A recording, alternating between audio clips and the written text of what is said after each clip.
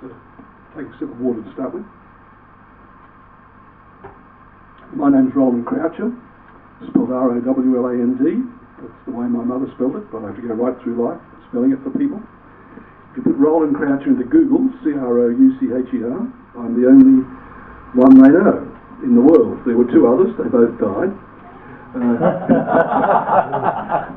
One in America, one in New Zealand. So far as I know, or as far as Google knows, there's nobody else. And now I don't know what to make of that, except that I'm odd. Probably that's the best word for that. I'm a Baptist pastor. I was ordained, quote unquote, and if you want to ask me what the quotes mean, I can tell you later. I was ordained about 50 years ago to pastoral ministry. To a pastoral ministry, the students, interestingly enough, so far as I know, I was the only one ever to sort of go through the Baptist system and then not be ordained to be a parish minister. I used to wander around Australia for about 3 to 5 years as an InterVarsity Fellowship staff worker, evangelising, interacting with students around Australia, Papua New Guinea and a few other places. I've had an interesting journey in terms of relating to gay and lesbian issues. In fact, in preparation for this, I went through my files, which are a foot high, and I read the papers that I'd written on this subject in each succeeding decade. And let me tell you, I am a little bit embarrassed about some of the stuff I used to say a couple of decades ago. My thinking is evolving. Someone put on my Facebook page this week, what would people think if they heard you giving Bible studies at this and that and saw what you write these days? And my gentle response was, I hope they would say that I'm on a journey out of Pharisaism and towards Jesus, which is the way I describe my theological and pastoral journey. What I thought I might do now is simply go through the notes, and those of you who might be watching this on video, let me give you a little wave. And on my website, which is the John Mark Ministries website, these notes are there under the heading How to Relate to an Imperfect Church. So if you'd like to follow while I'm talking, that might make it easier. The first thing I want to say is that I would have a pretty firm conviction that most of you have been burnt by the church. My favourite question to my gay and lesbian and other friends who feel marginalised in terms of the church is, what church are you staying away from these days? And the most common response is, all of them. And that's sad. On Facebook, when I put a quote, and I might add a little comment in the quote that people from religious families, young people particularly, are more likely to commit suicide than people who are from non-religious families, and then I say a few other things. It's interesting to see the thread that develops, sometimes up to over 100 responses, where people quote texts, but they don't refer to the suicide bit. That's one of my 20 marks of a Pharisee. A Pharisee quotes texts, but doesn't feel the pain that people have experienced in all of this. I begin by saying that I'm ignorant about a lot of things. I'm a practicing heterosexual. As of 52 years, 2 months ago, I began practicing with my wife, and we started practicing. This is a bit odd. We started practicing on the night we were married.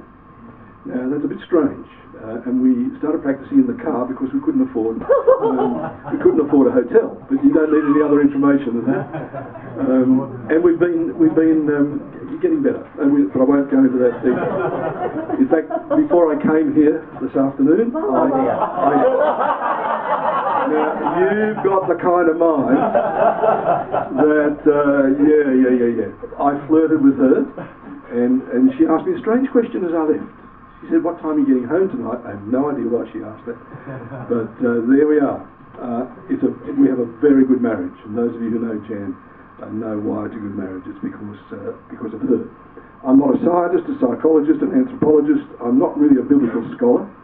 I love reading scholarly things, but I wouldn't call myself an expert there. And I don't know much about the Catholic and Eastern Orthodox traditions in terms of churches, apart from what I read in books like this one. And if we can get a good look at that, that is one of the best books written by an Australian on an experience of being gay in the Catholic Church. Seduced by Grace, Michael Kelly. Very, very good book. While I'm holding up some books, this is the latest book by Michael Kirby. Justice Michael Kirby is one of our two national patrons of Freedom to Be. This is his latest book, A Private Life. Very, very good book. Michael Kirby is an Anglican. Michael Kelly is a prophet, which means he gets angry with the church. Michael Kirby gets angry with the church, but in a more sort of subdued way. He's a High Court judge, retired, and is very, very sort of diplomatic. Michael Kelly is not always diplomatic. I like both of them, but I've got sort of a soft spot for people who are prophets, and Michael Kelly is nothing if not a prophet. I do know a little bit about evangelical, Protestant, Pentecostal and Anglican churches. I know a little bit about the sociology of religion. I did a master's degree at the University of Sydney in that. I know a little bit about what a healthy church looks like, and I did my doctoral work in that sort of stuff. And I know what hundreds of gays, lesbians and so on tell me about their lives. So there are some things that I know a little bit about, some things I know nothing about, and if you can accept those limitations, that would be good. There'll be questions on any of that. One of the fantastic things about living in this generation is that I believe it will be the last generation that we make a fuss about homophobic / heterophobic issues, like the ones we'll be talking about tonight.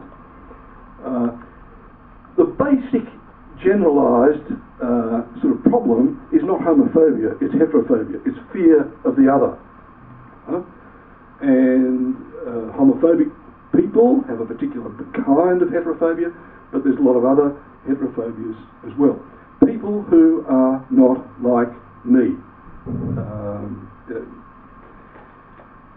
This will be the last generation that we have a serious problem politically and theologically, I believe, with this issue. You've sort of come to the tail end of thousands of years of human history and human bigotry, and I think you ought to feel good that you have been able to weather the storm to this point, and you will see a new day dawning, I believe. We have a Prime Minister in Australia who is in a de facto relationship, and she's against equality in marriage, which is a strange, an interesting thing for us Australians. But I think the surveys are showing that a majority of pollies are in favour of marriage equality, and I hope you've been to the government website where you can fill in that questionnaire. Please do that and encourage other people to do it too. Which means that we don't need to be too serious about everything. Have a bit of fun, and here's the best joke I have seen in this last week about a guy who went to a psychiatrist called Jay. Doc, he said, I've got trouble. Every time I get into bed, I think there's somebody under it. I get under the bed, and I think there's somebody on top of it. Under, over, top, under, top. I'm going crazy, he said to his psychiatrist. Well, just put yourself in my hands for 2 years, said the shrink. Come to me 3 times a week, and I'll cure you. How much do you charge? Oh, $100 a visit. I'll think about it. Jay never went back, but sometime later he met the doctor in the street. Why didn't you ever come to see me again? Asked the psychiatrist. For $100 a visit? A bartender cured me for $10. Jay said, is that so? How did he do it? Well, he told me to cut the legs off the bed.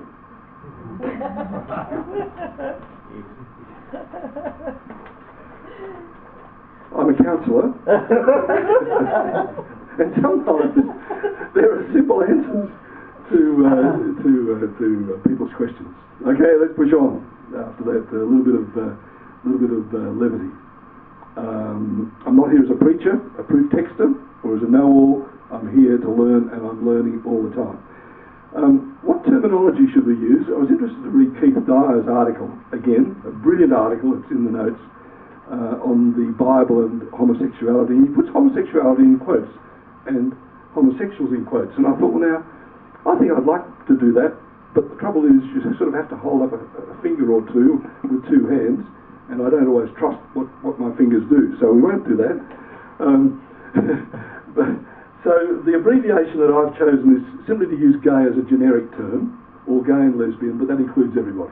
Okay, those of you in some other category, in the LGBTIQQ. Do you know what the QQ is? The both Qs? Queer and questioning, yeah. So that's a bit long, so I'm just going to use lesbian and gay, or gay if you don't mind, just to make it simple. Is that alright? Even if it's not alright, that's how I've chosen to do it.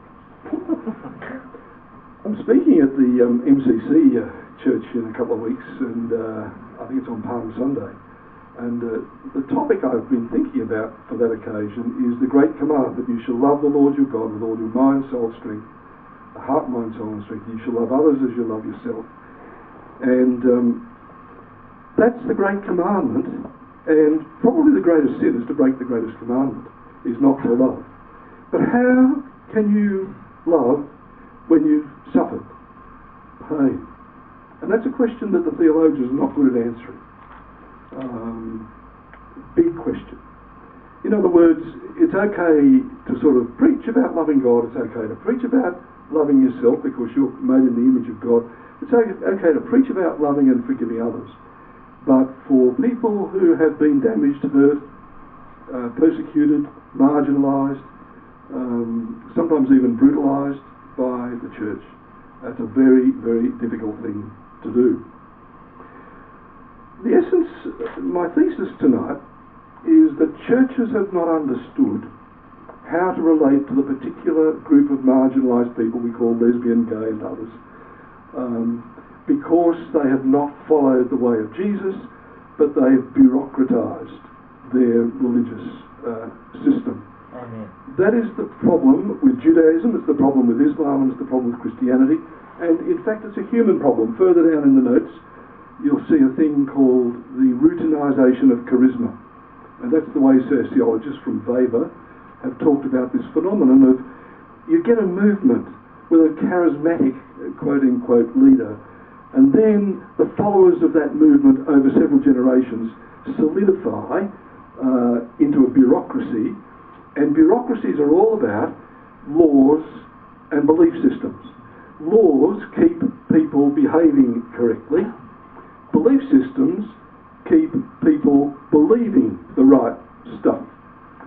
Now, there were people in Jesus' day who belonged to that kind of system, and they're called the Pharisees. They're the sort of the front runners in all of this. The Pharisees were very good at organising people's thinking and organising their behaving. And Jesus collided with that kind of mindset, that kind of behaviour, and he got done in because he did. And the church of Jesus unfortunately has followed that kind of pattern right until this present time. Let me tell you a story that some of you might have heard me tell before. I was driving through Victorian countryside, and I got a call from a church who had an evening service, and they wanted me to speak at it. This particular church was very proud of the fact that they were the only church in this country town of Victoria, Australia, that had an evening service. And I won't name the town because I'll identify the church and I want to give them the respect of leaving them anonymous. So I turned up, and a small group of people, the men were dressed in suits and ties, and they had big black Bibles and severe expressions, and I thought, wow, this is going to be interesting, because their whole demeanour was capital C conservative. And I thought, well, now I won't preach, we'll have an interactive thing, and I'll do my school teaching bit with these good people. And they had a blackboard actually out the front near the pulpit. And I said to them, would you like to answer a question tonight, and let's talk between each other. The question is, what are all the good things you can think of about the Pharisees? Now, they knew who the Pharisees were, and perhaps for those of you who don't know who the Pharisees were, they're still around. The Pharisees are people who are very legalistic and very strict, and believe that unless you believe these doctrines or behave in these sort of legalistic ways, you are not a true believer. But to ask what the good things were about the Pharisees was a question obviously they hadn't thought of. But after a while they gave me this fantastic list, and I'm abbreviating this, the story is on our website. The Pharisees were Bible people, they knew the Bible off by heart. Put up your hand, anybody here who knows we'll make it easy, just the New Testament off by heart. Just put your hand up humbly and then put it down again. Nobody? That's the average. I've only ever known of two people. I've got to be careful how I use these fingers. I've only ever known of two people who've known the whole Bible off by heart. One was C.S. Lewis, and the other was a lady in our Brethren churches in Sydney who had a photographic memory and a love for the Bible, and she memorised the whole thing, including the genealogies and the Levitical laws and stuff. And she knew every verse in the Bible, and she could give you the reference of everyone as well. They called her Connie Harrison. Connie was short for concordance. Anyway, these people said the Pharisees knew the Bible off by heart, which they did. They were regular church attenders. They prayed in public so that they could be seen to be very pious people. They tithed up to a third of their income. Pharisees actually used to tithe stuff they bought in the marketplace that was supposed to be tithed by the original, middle persons in the transaction, or the growers of the crop. But in case someone had forgotten, the Pharisees used to pay a tithe anyway, on top of all the other tithes that may or may not have been paid. They were very ethical people. Many Pharisees could say, I've kept all these commands from my youth. The Pharisees were regular church attenders. They were evangelical, to use that word in a general sense. They ticked all the right boxes in terms of doctrine. And they were evangelistic. Jesus said they'd even cross the ocean to win a convert, which is something for a Jew, because in the Bible, the sea is a place of terror, shipwrecks, monsters, and in heaven, a Jewish follower of Jesus says there's going to be no more sea.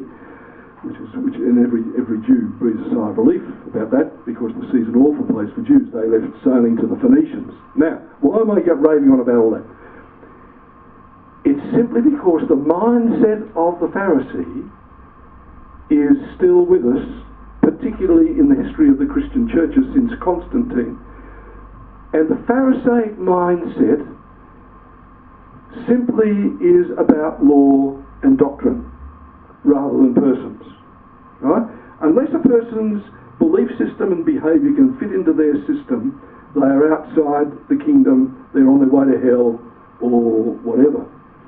The reason that my lesbian, gay, etc. friends have been persecuted by the church is because that kind of religious, bureaucratic, legalistic mindset is the mindset of people who run organisations, including religious organisations. Now, Jesus confronted this head on.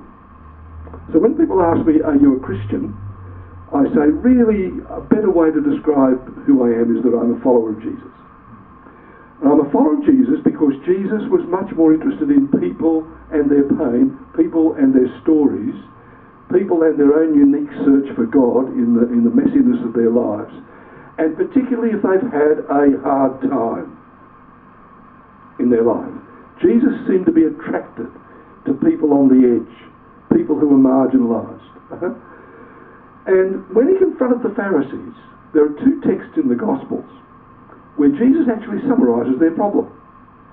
Matthew 23:23, it's in the notes, says, you Pharisees, you do all kinds of wonderful things, I'm paraphrasing, but you've missed out on the most important thing of all. Now you stop in the middle of the text and you ask, what would Jesus say is the most important thing of all? That's a good question, class. Thanks for asking. The answer is, quoting Micah, justice, mercy, and faith. Do all your other stuff, Jesus says, But if you don't major on justice, mercy and faith, you've missed the point. Luke 11:42 is the kind of parallel passage where he simply summarises his kingdom values as justice and love. Pharisees are very good at knowing what to believe. Pharisees are very good at knowing how to behave. Pharisees are hopeless at justice, mercy and faith. Okay, let's unpack that. What's justice? My shorthand definition is that justice is the right use of power. Injustice is the abuse, the misuse or the non-use of power. Okay? Mercy is our meeting a person's presenting needs. Justice looks behind the presenting needs and asks a different question. Justice asks, why is this person in pain? Mercy asks, what can I do to alleviate this person's pain? Justice and mercy are not quite the same. They're the two sides of a coin. Justice looks at the origins of pain. Mercy deals with the symptoms of pain. Faith deals with the ultimate issues about God and oneself and others and life and death. In other words, faith is all about the fuel in the engine, the fuel that drives the machine of one's life. Faith is believing that even though my life's been messed up, and even though I've been done in by powerful people who misuse their power, that is, they've been unjust, and even though I've not had my needs met by a compassionate or loving other, life is hard, but life is good. Now, let me just add a little rider to that. It's all right for me to say that. I'm 75, which is probably about as senior as you can get around here. I am very healthy. I have a very good marriage. I have not been done in by the church. There are two churches that voted me out, but I was glad to be gone, actually, if I can make a confession about that. I've had a good run in life, and I've had a good run as a pastor of churches. So all I can say, when I talk about justice, mercy and faith, all I can say in terms of why should I be talking about this, is that I constantly ask for a gift of empathy. And I ask God every day for that gift. I ask God, and one of the good spin-offs from being done in by a church is that you become very humble. My mentor, Father Richard Roy, who's a Franciscan, says that we should pray for one good humiliation every day. I have friends who say, I get too many humiliations, I don't need any more. But humiliation in the right context and with the right kind of help can really do you a lot of good. And they've done me a lot of good. I spent a whole year in Canada after I left the pastoral situation. I was in there praying and thinking and reading and meditating and contemplating the love of God, and it changed my life, which would not have happened without the agony of being divorced from the church. All right, bureaucratised religion is all about law and doctrine. The way of Jesus is all about justice, mercy, and mercy and faith. Now, why did we take that little journey? Because the beginning of one's healing in dealing with an imperfect church is understanding how it got to be like that. The base level statement we can make about why the church got to be like that is that the church, unfortunately, is comprised of human beings, and human beings get to be like that. Human beings organise themselves, they bureaucratise themselves, they oppress people in all the realms where human beings organise themselves, in business, in politics, in ecclesiastical situations, etc. This is a human problem. The second thing we can say by way of understanding this issue is that marginalised people are people who create some kind of fear in other people, hence the phobia part of homophobia, heterophobia. There are four groups, major groups, there are many others, that create fear in our country, Australia, today. They are asylum seekers, and even though we have fewer asylum seekers even per capita arriving on our shores in boats, we get all hung up about that, and our politicians have a vested interest in getting us hung up about it. You go to Europe, and the problem, if you like, if you call it a problem, is hundreds of times more exacerbated than it is here. Asylum seekers, gays, lesbians, and quote homosexual people. Why do people fear people like yourselves? You might like to think about that and offer a response to that, because you're the expert and I'm not. I hear your stories, but you might like to tell the world, why should people be afraid of little old me, you know, who was born with an orientation as other people are born with a racial or ethnic identity. I had no choice in that orientation. Why should people be afraid of that? I'd like you to answer that, and I shut up in a few minutes. Right? Let's skip down a few lines here. By the way, a couple of other people who cause the rest of us to be afraid are people with mental health issues and Indigenous people. They're sort of the four major headline-grabbing groups, and then there are others.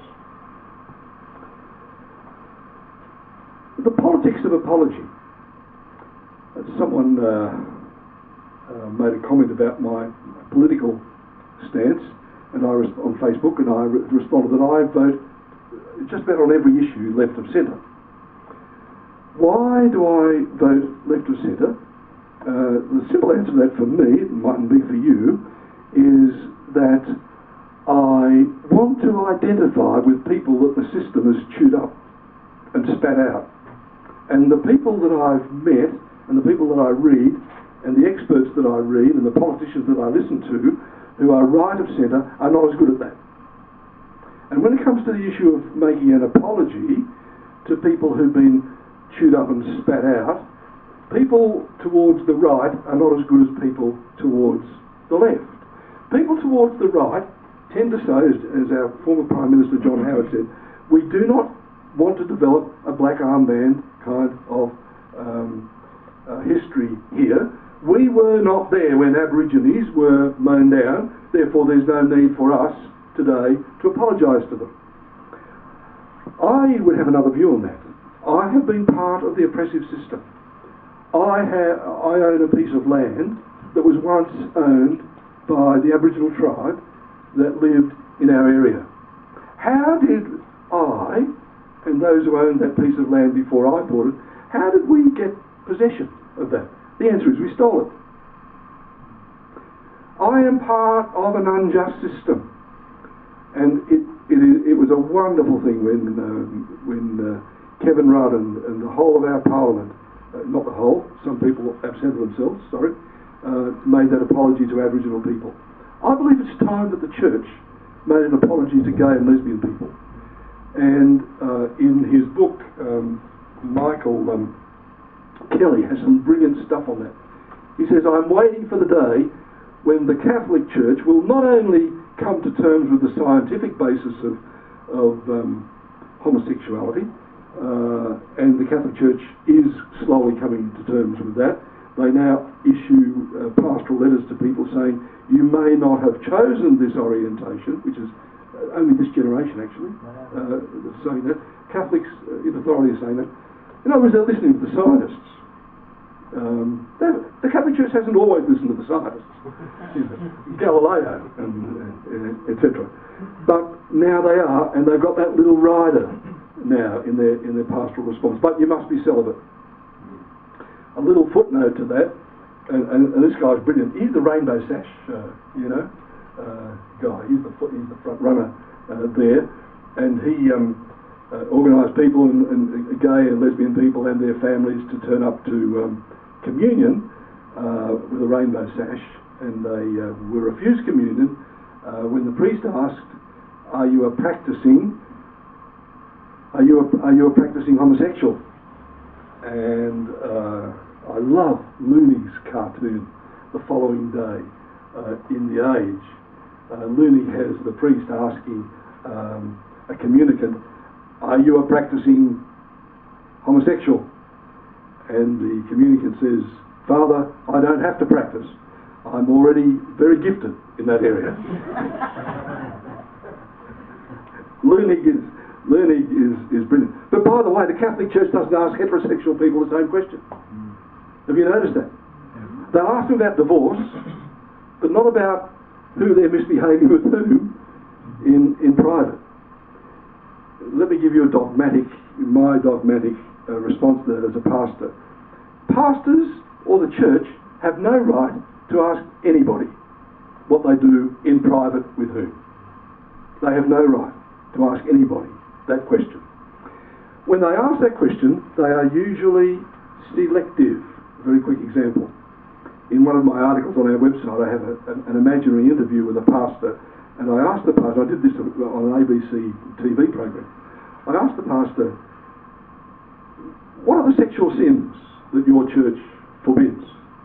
And the pastor says, "Fornication, sex before marriage, adultery, sex with someone to whom you're not married, and homosexual sex." Interviewer: "Which of those three kinds of sexual sins is worse?" Pastor: "They're all equally bad." "Has your denomination done any thinking about homosexual sex, quote unquote?" "Yes." Pastor says, "Every denomination is wrestling with that at the moment." "Has your denomination or your church done any thinking about adultery?" "Yes, we have." And interviewer: "If someone's committed adultery and then married the person they committed adultery with and divorced their first spouse, are they welcome in your church?" Many mainline churches would say yes. Many conservative churches would say no. Next question.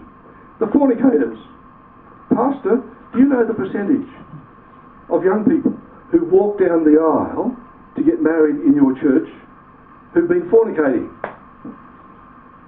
That is, they're not virgins." Pastor says, "No, I don't ask them." "Well," says the interviewer, "what percentage would you put on that?" Pastor says, 70 to 90%.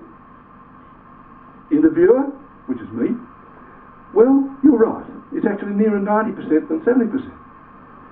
But nobody in your church asks these people coming to be married whether they've committed that sin, but if they've been practicing, quote, homosexuals, or they've been adulterers, they cop it."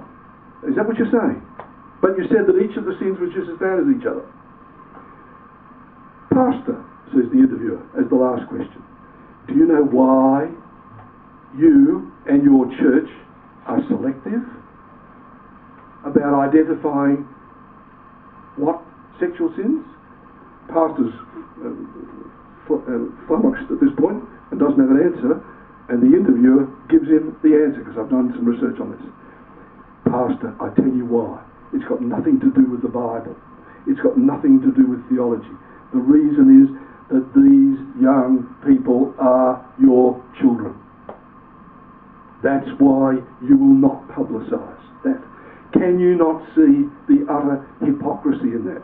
You'll target gay and lesbian people and adulterers. They're easy meat. But your own children sort of slip through the net." There's something really bad and hypocritical about all that, and it's the product of the bureaucratised religious mindset. A couple of quick things, then over to you.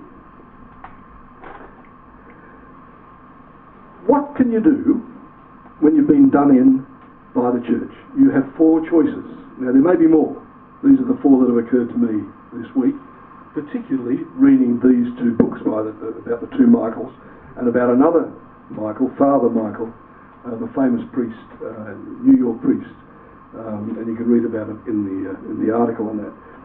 You can stay stay in the closet in your church. You can stay but come out and work within the system. You can stay but you can collide with the system, be prophetic, or you can leave and you'll either be angry or resigned. Now, which is the right course of action? Stay but stay in the closet, stay but come out of the closet but work within the system, fight the system or leave the system. Which is the best choice? Let me leave that up in the air. I've got an answer for that, but let me leave that up in the air and get your response to that in a couple of minutes. Now, on the notes there, you've got some articles. Keith Dyer's article on what the Bible says about homosexuality is the very best article I have ever read. I happen not to get into discussions on that because I'm not a biblical scholar, and I found that people have come from entrenched positions, and we don't get anywhere. I get about an email every second day asking, why have you shifted your theological and biblical understanding on this? And then I email back and say, when you have read Keith Dyer's article and you've responded to it in dot point form, I will respond to your question. Okay. A couple of good books. Yvette Flunder, Where the Edge Gathers, brilliant book. Bishop Gene Robinson, In the Eye of the Storm, wonderful book. Let me finish. I've got so much else I'd love to say, but we're going to run out of time. In italics at the bottom, my dear friends, God regards you, yes, you, as an unrepeatable miracle of God's creation. My humble suggestion is that you agree with God about that, even if some who claim to be God followers haven't got it yet. Okay, that's enough from me. How long have we got? Just quickly, I've got 4 copies of that article tonight. Of Keith Dyer's article? I brought it. Fantastic. Very, very good article. Keith Dyer says a consistent, the Bible and homosexuality, a consistent view, or something like that. It's on our website as well. Yeah. 23 minutes. We've got 23 minutes? Oh, that's all right. That's good. Who's got a question? What was the question I landed on you that I didn't answer? Which is the right decision to make? Which is the right decision? Are they the only 4 options that you can think of? If they are, what's the right decision? What's the best decision? Who would like to suggest an answer? I would say... By the way, the camera's going to face me, not you. So feel free to say whatever's on your mind, and you will not be identified. My response to that is that it is going to be different. The right answer is going to be different for different people. Each person comes with their own individual circumstances, and they need to make their own decision. Each person has to make their own decision. That was well put, very briefly put. I'll repeat the suggestions you're making for the sake of the video. Each person has to come to their own decision on this. Give me a little wave if you agree with that. Okay, that's about 100%. That's called unanimous. A more difficult question, how do we best do that? When we're wrestling with it, what's the best way to come to the right decision of those 4? If the system is wrong and I'm part of the system, well then I have to work within the system to try and change the system. So what you're saying is that if the system is wrong and you feel really strongly about that the best way to change the system is from within, rather than bombarding the system from without. That's your personal view. Yeah? Not everybody believes, in fact, that that's the best way for 2 reasons. One is they get chewed up by the system, right? And the second is that they get seduced by the system. And some of the prophets in the Old Testament, in fact, have given us sort of a bit of an idea about how to bombard the system from within, occasionally from without, right?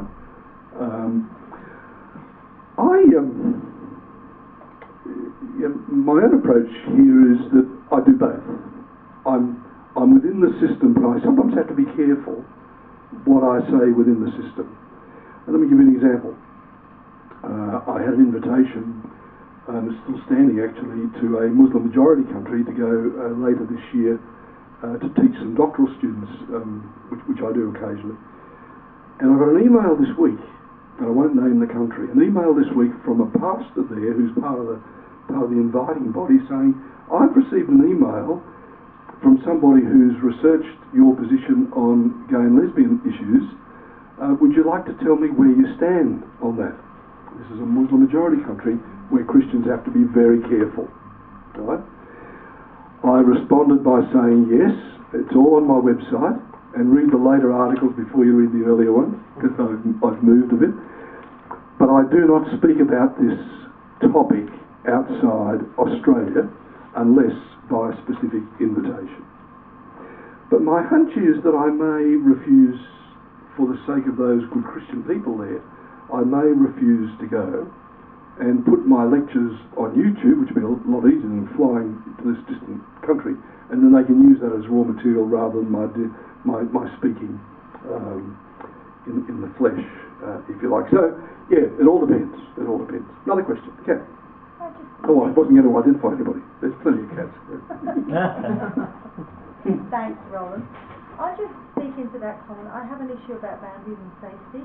Boundaries. And safety. And no matter how strong our desire may be to influence and change a particular system, yes, you cannot negotiate with madness.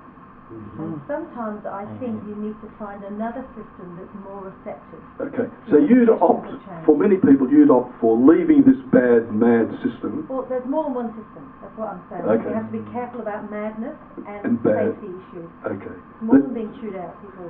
Yeah, for your own protection and survival, leave. Or find another system. Find another Because system. we're talking ecclesial, there's more than one church. Yes.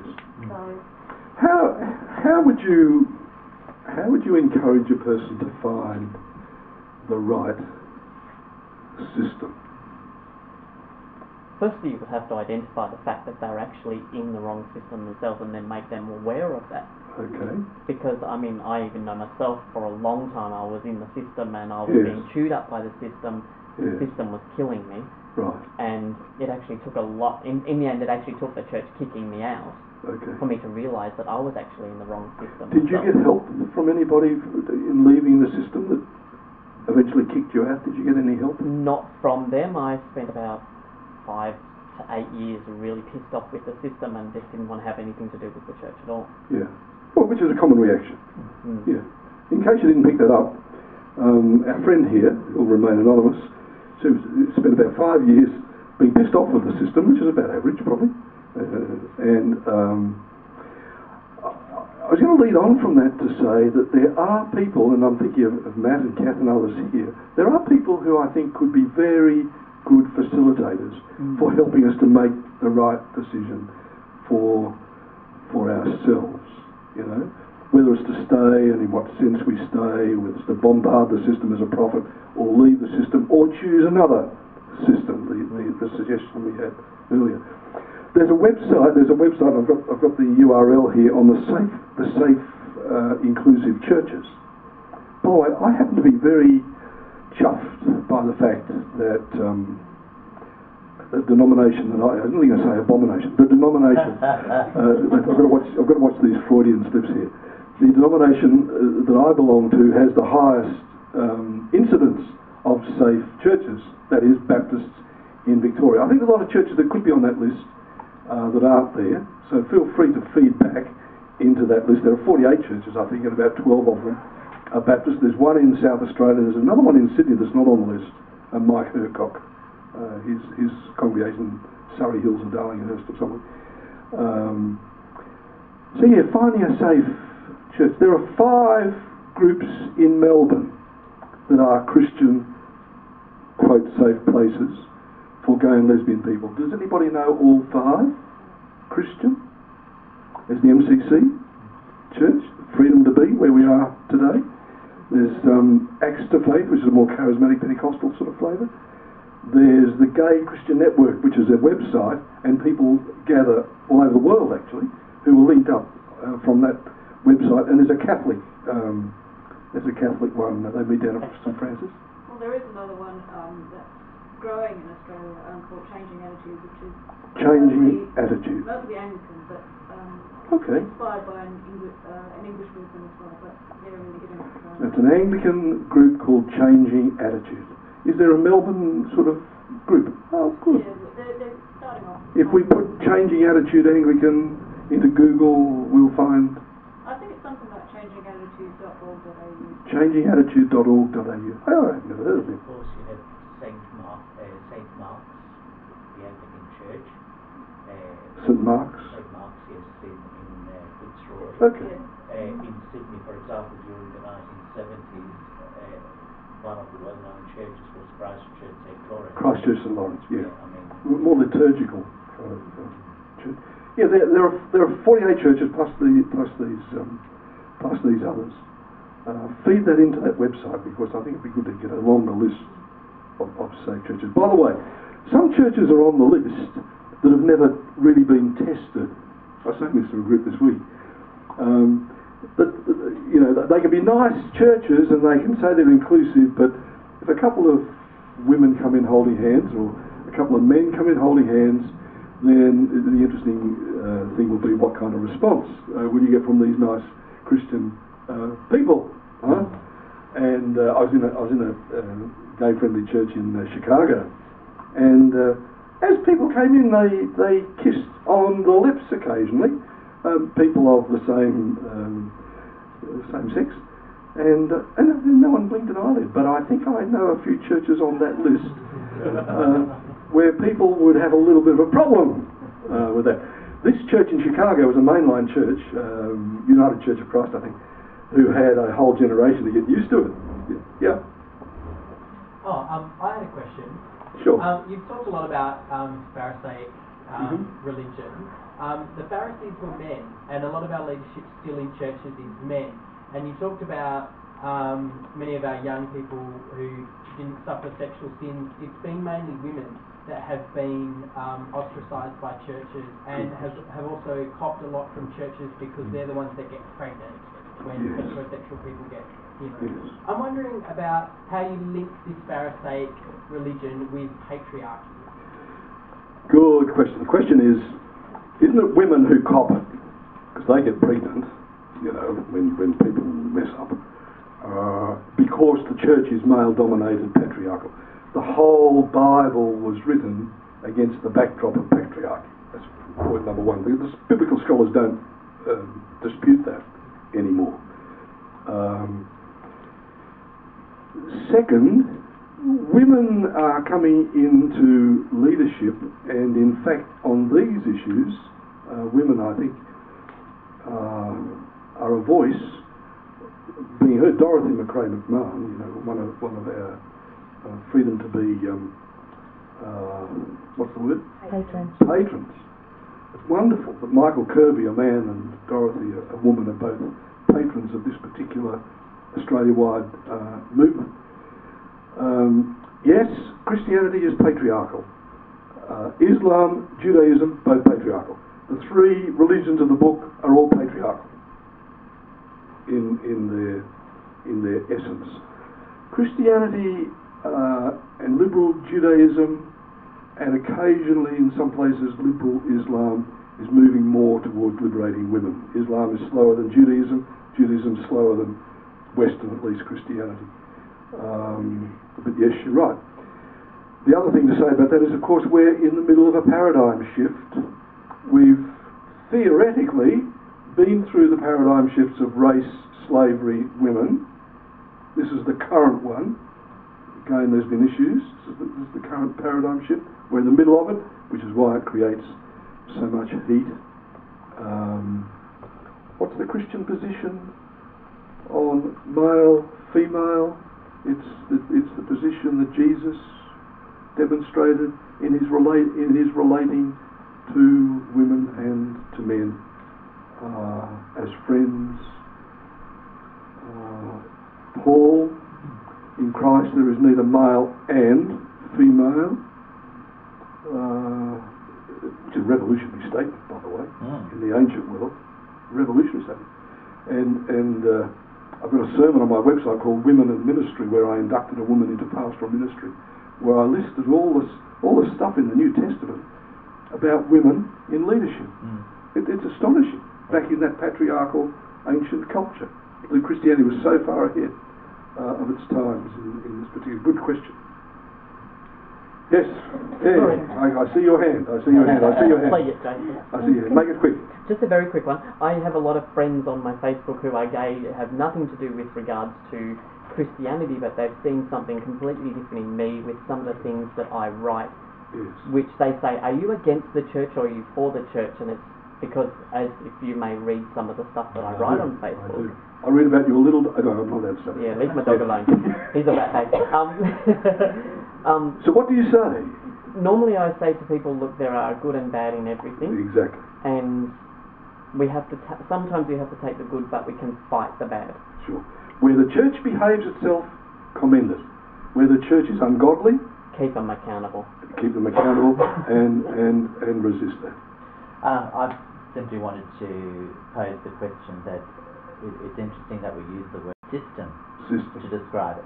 Yes. In my experience, what I find with that is it is very much so a system. Therefore, one has to ask the question: is it a system designed by God, or is it a system designed by man? Consequently, what I have found through my journey is human nature requires safety and certainty, and loves to have the responsibility placed with someone else. Whereas I believe a godly man knows who he is, knows his relationship with his Heavenly Father. And a godly woman. And a godly man, no gender in the spirit. And consequently, that they are able to have a relationship with God directly, rather than through someone. Let me see if I heard you. Systems are devised by human beings to protect us from ourselves. You use the word safety, to tell us what to believe and how to behave, but they can get in the way. Give us certainty. And give us certainty. You speak like a sociologist. That's a big word. They give us certainty, but they can get in the way of being truly who we are. And that's where we need a prophet. Prophets are people who can discern that. Prophets are usually outside the systems, bombarding it from out. Prophets are usually persona non grata in systems, but we need our prophets. What we do with prophets, we crucify them in this generation and make saints of them in the next one. Yeah. I think it follows up on from what's just been said. I really think you hit the nail on the head earlier when you talked about, I think it's in all of us, the fear of difference. Fear of people difference. who think differently. Yeah. And that's not only about sexuality, that's about all sorts of things. And I guess I'm feeling a bit anxious about the sense of these are goody churches that will accept us, and these are the baby churches that won't. Right. Lots of people have actually been very hurt, gay people have been very hurt by those goody churches. Now let's be sort of clear that it's in all of us, that we're hurt people and we hurt others. Let's push that a little bit further. Even the good churches, the so-called inclusive churches, can still inflict pain. Absolutely. Now, how, let's be honest here, and some others of you might like to join in on this, how do they do that? If they're nice and good and claim to be inclusive, what kind of pain would nice, good, inclusive people in churches?